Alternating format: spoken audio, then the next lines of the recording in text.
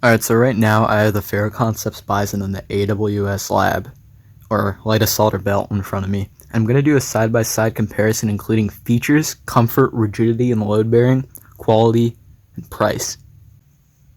To start, both the Ferro and the AWS lab are two-piece belts designed to carry weight. The Ferro costs 3 times as much, so right off the bat, if you came to this video to hear that the AWS lab is a better product, that's not going to happen.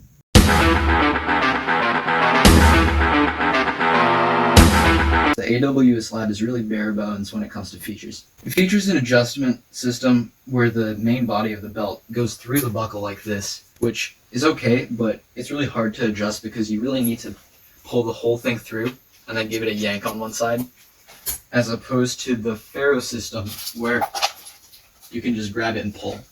The AWS doesn't feature a micro-pal system, unlike the Ferro.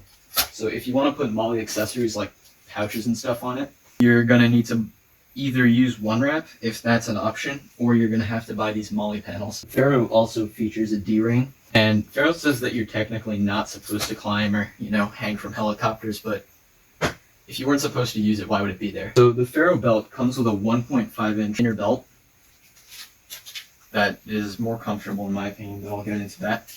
And the AWS usually comes with a 2-inch, but they also have a 1.5-inch option. Ferro adjustment system on the inner belt is also a lot better. You can pull to adjust here, as opposed to the AWS where it's rip it off like that.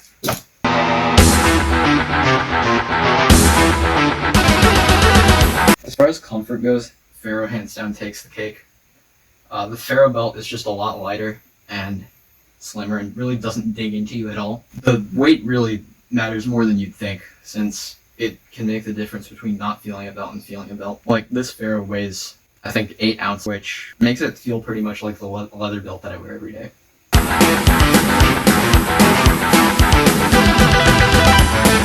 I'll just let the video speak for itself. Keep in mind that this AWS has pretty much no weight on it. The thermoplastic stiffener on the Ferro does a really good job.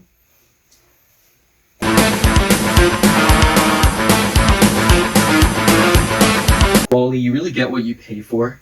So the AWS MOLLE panels are really problematic since beyond just being annoying to put on, you have to shim between the Velcro surfaces to slide them on. You have to take the belt buckle off like you're putting a holster on.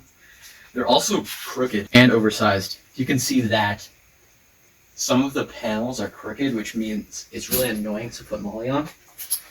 And they're also oversized, so some accessories might just not even fit at all. Also, there have been reports of AWS products falling apart randomly, and I can't personally attest to that.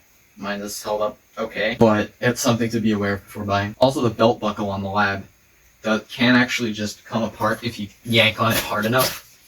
I mean, I probably can't do it right now, but the Ferro buckle is a lot more sturdy. So all the talk about the lab, MOLLE and buckle, making it sound pretty bad, but it's also important to consider the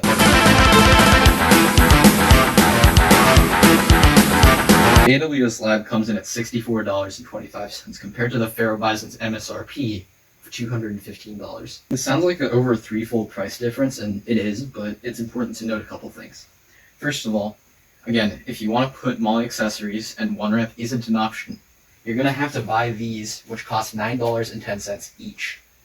So if you want 4 of these, that's going to be almost $40. It's also important to note that the lab is also only sold on the AWS website, so you're not going to find a deal on it, unlike these Ferros. They're also a lot harder to find used. There's still a big price difference, but it's important to know how much you're actually going to be paying.